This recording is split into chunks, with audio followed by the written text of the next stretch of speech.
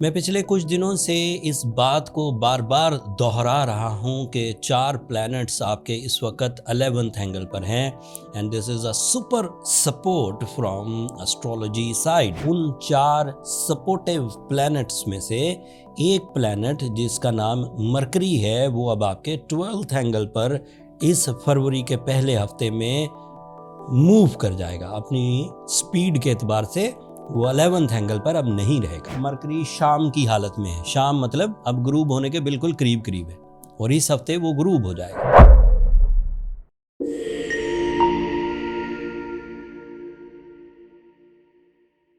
अस्सलाम वालेकुम मेरीज़, मैं हारिस अज़मी प्रोफेशनल एस्ट्रोलॉजर आपकी खिदमत में हाज़िर हूँ फरवरी के पहले हफ्ते की एस्ट्रोलॉजिकल रिसर्च से लेकर।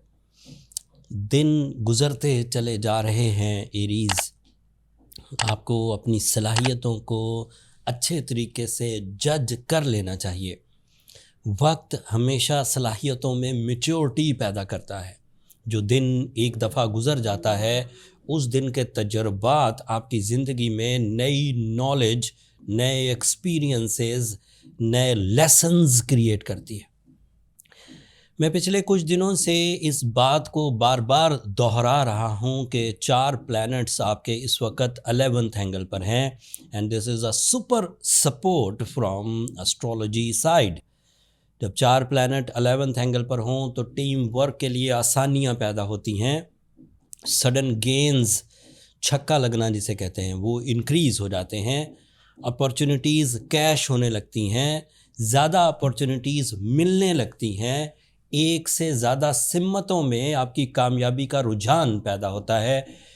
एट द सेम टाइम आप अपनी studies, family responsibilities, career oriented decisions, investments या फिर लव लाइफ, इन सब में अपनी परफॉर्मेंसेस दे सकते हैं। अब इस हफ्ते जो मुझे नई चीज़ बताना है वो ये कि उन 4 सपोर्टिव प्लैनेट्स में से एक प्लैनेट जिसका नाम मरकरी है वो अब आपके 12th एंगल पर इस फरवरी के पहले हफ्ते में मूव कर जाएगा। अपनी स्पीड के एतबार से वो 11th एंगल पर अब नहीं रहेगा। 11th एंगल का क्या मतलब है? एक सर्टन एरिया जहाँ पर वो फ्रेंडली था, अब वो एक और एरिया में जाएगा जहाँ पर वो हमें नज़र ही नहीं आएगा, गुरूब हो जाएगा। इसको इस तरह समझिए कि पिछले हफ्ते तक मैंने कहा कि मरकरी शाम की हालत में है। शाम मतलब अब ग्रूब होने के बिल्कुल करीब करीब है और इस हफ्ते वो ग्रूब हो जाएगा। उसके ग्रूब होने के बाद बीइंग अ प्रोफेशनल एस्ट्रोलॉजर मेरी ये एम्फेसाइज है, एडवाइस है, प्रेडिक्शन है कि अब आपको डॉक्यूमेंटेशन वाले काम, प्रेजेंटेशन वाले काम, कम्युनिकेशन वाले कामों में एहतियात बरतना होगी। अब आप अंधाधुंध किसी भी चीज़ पर एतमाद नहीं कर सकते। जब अब आपके सामने कोई प्रपोज़ल आए, जब अब आपके सामने किसी डील्स की बात की जाए, ऑल टाइप ऑफ डील्स, चाहे वो लव रिलेशंस वाली कोई मामलात की सेटलमेंट हो, चाहे वो बिज़नेस रिलेशनशिप वाले मामलात की सेटलमेंट हो, चाहे वो समंदर पार जाने वाले मामलात की कोई सेटलमेंट हो, चाहे वो बैंकिंग से रिलेटेड किसी मामले की सेटलमेंट हो, चाहे वो इन्वेस्टमेंट जैसा कि आजकल गोल्ड एंड सिल्वर में बड़ा बूम है, उसमें आपको वर्बली कोई लेन देन करनी हो तो गुरेज करिए। मैं आपको क्लियर कह रहा हूँ, जैसे ही मरकरी 12th एंगल पर जाएगा लोग आपके एतमाद से नाजायज़ फ़ायदा उठाने की कोशिश करेंगे। ये एक ऐसा सीज़न है जिस सीज़न में प्रेजेंस ऑफ माइंड आपको आर्टिफिशियली क्रिएट करनी होगी, रिहर्सल्स के साथ, एक्स्ट्रा एफर्ट्स के साथ, पेशेंस के साथ। आपके सामने अपॉर्चुनिटीज़ आएंगी। अभी भी 3 स्टार जो हैं, 3 प्लैनेट्स जो हैं वो 11th एंगल पर हैं। उसमें लोग आपके साथ जुड़ने की कोशिश करेंगे, आपके प्लान्स ऑफ एक्शन में अपने आप को एग्जिस्ट करने की कोशिश करेंगे। लेकिन आपको ये ध्यान रखना है कि जिसको भी अपने प्लान्स में, अपनी प्रॉफिट में, अपनी टीम में शामिल करें, उसके लिए आपके पास एक कानूनी, एक लिखी हुई वसीयत, एक लिखा हुआ एग्रीमेंट होना चाहिए, अदरवाइज़ बाद में पछतावा होगा। दूसरी खबर जो मैं देना चाहता हूँ वो आज के लिए नहीं है, वो अगले कुछ दिनों के लिए है। अभी तो सिर्फ मरकरी 12th एंगल पर गया है और रूल्स के मुताबिक मरकरी के 12th एंगल पर जाने से ये लिखत पढ़त वाले इश्यूज़ प्रोड्यूस हो सकते हैं। थोड़े दिनों में सूरज भी इधर चला जाएगा 12वें घर में और गुरूब कहलाएगा। थोड़े दिनों में मार्स भी 12वें घर में चला जाएगा और गुरूब कहलाएगा। वीनस भी उधर चला जाएगा और गुरूब कहलाएगा। जब ये 4 प्लैनेट गुरूब हो जाएंगे तो आप अपने 2026 के बैड पैच में होंगे। अभी आप बहुत अच्छी फॉर्म में हैं। जब बहुत अच्छी फॉर्म की रिपोर्ट मैं दे रहा हूँ और आप उसे एक्सेप्ट कर रहे हैं, तो जब बैड पैच की रिपोर्ट दूंगा तो आपको उसे भी डाइजेस्ट करना होगा। लेकिन इस दोनों के दरमियान जो गैप आ रहा है, जो अभी 15-20 दिन हमारे पास अवेलेबल हैं, मेरे बर वक्त प्रेडिक्ट करने या टाइम बिहेवियर को आपके सामने बयान करने का मकसद ये है कि आप अपने ज़्यादातर काम, अपने फाइनेंशियल डिसीजंस, अपने एजुकेशनल डिसीजंस, अपने लव डिसीजंस, अपनी इन्वेस्टमेंट डिसीजंस, अपनी हेल्थ से रिलेटेड डिसीजंस इन 10-15 दिनों में फाइनलाइज कर लीजिए, जब तक कि मैं आपको या एस्ट्रोलॉजी आपको पॉजिटिव बिहेवियर की इत्तला दे रही है। फिर थोड़े दिनों बाद ये प्लैनेट अपनी स्पीड के एतबार से यहाँ खड़े नहीं रहेंगे। कोई प्लैनेट कहीं रुका नहीं रहता, वो आगे मूव कर जाएगा। जब वो आगे मूव करेगा तो सॉरी टू से वो आपके लिए कुछ हफ्तों की रात कहलाएगी। एक प्लस पॉइंट है आपके पास वैसे तो वो मैंने पिछले हफ्ते वादा किया था कि अब मैं मंथली वीडियोस भी आपके सामने रखूँगा ताकि आप 30 दिनों के लाहे अमल तय कर सकें। जनवरी के पहले हफ्ते में हम इंशाल्लाह आस्क हारिस अज़मी, जो एक अलग यूट्यूब चैनल है, उस पर मैं लोड कर दूंगा पूरे फरवरी के महीने की एस्ट्रोलॉजिकल प्रेडिक्शन।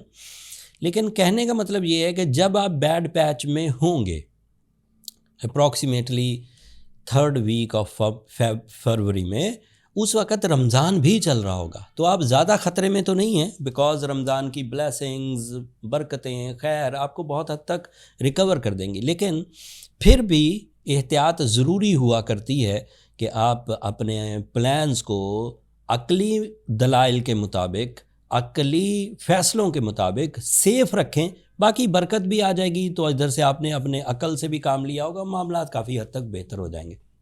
डरने की ज़रूरत नहीं है, सिर्फ इन्फॉर्मेशन जहन में रखिए कि हालात अगले कुछ हफ्तों में रात जैसा, गुरूब जैसा बिहेव करेंगे। अब जो एरीज़ तो अपने मोमेंटम्स, अपने सक्सेसेस, अपनी रिस्पेक्ट, अपनी हेल्थ, अपनी फैमिली, अपनी रिलेशनशिप्स स्मूथली रन कर रहे हैं, उन्हें तो बिल्कुल भी डरने की ज़रूरत नहीं। वो उन्होंने अपने ग्राउंड पर अच्छे डिसीजंस, राइट टाइम पर decisions with the proper and affective plannings वो लेकर चल रहे हैं। लेकिन ऐसे एरीज़ जिन्हें अभी कुछ दिनों बाद अपने अंदर कुछ चेंजेस लानी है, अभी कुछ इन्वेस्टमेंट करनी है अगले 15-20 दिन में, अभी कोई स्टार्टअप करना है, अभी कोई तालीमी सरगर्मियाँ परफॉर्म करनी है, कोई एग्ज़ाम देना है, तो उन लोगों के लिए सूरह शम्स एक बेहतरीन सूरा, एक बेहतरीन रेमेडी साबित होगी, जिससे उनके अंदर की कमज़ोरियाँ, ट्रबल्स, रेजिस्टेंसेस, डिलेज रिपेयर हो सकेंगे। एंड फिर वो जो सैटर्न का इम्पैक्ट आ रहा है आप पर 60 जैसा एस्ट्रोलॉजिकल रूल्स के मुताबिक, उसके लिए आप ब्लू सफ़ायर भी पहनिए। अगर ब्लू सफ़ायर के 8 से 10 कैरेट और सूरह शम्स दिन में 5 दफ़ा आपने पढ़ ली, तो अप्रॉक्सीमेटली आप 60 to 65% बेहतर रहेंगे, and that is more than enough. इतना मोमेंटम काफ़ी हुआ करता है। फिर भी कुछ कमी रहे, आपको लगे कि चीज़ें बेहतरीन फॉर्म में परफॉर्म करने के बावजूद, बेहतरीन प्लानिंग के बावजूद, इंतहाई दिलचस्पी के बावजूद भी आपकी मर्ज़ी के मुताबिक नहीं हो रही, तो फिर अपने पर्सनल कैलकुलेशंस की तरफ जाइए, ताकि फाइंड आउट हो सके इस बात का कि आप कितनी वर्थ के मालिक हैं, और जो प्लान या जो लाइन ऑफ एक्शन आप इख्तियार किए हुए हैं वो कितनी वर्थ का है। आप दोनों इक्वल हैं या फिर आपका प्लान ऑफ एक्शन आपको दबा देगा। पर्सनल कैलकुलेशंस के लिए एस्ट्रोजेम्स ने भी अपनी खिदमात पेश की हैं। ये नीचे नंबर चल रहे हैं, वो कमर्शियल फोरम है एरीज़। आप वहाँ अपना मैसेज लिख के कि आपको अपनी कैलकुलेशंस के लिए टाइम चाहिए, अपने लिए टाइम बुक कर सकते हैं। मेरा स्टाफ आपको गाइड कर देगा। अगले हफ्तों में अब मज़ीद तेज़ी से चेंजेस आएंगी।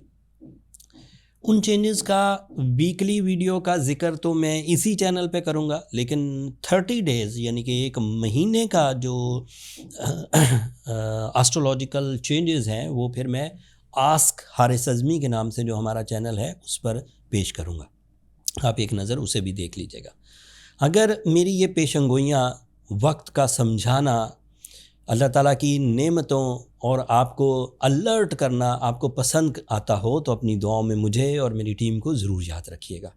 एंड चैनल को भी सब्सक्राइब कर लीजिएगा। एरीज़ आप लोगों की सब्सक्रिप्शन हमारी हौसला अफजाई की वजह बनती है। अगले हफ्ते तक के लिए इजाज़त दीजिए। अल्लाह ने के बाद।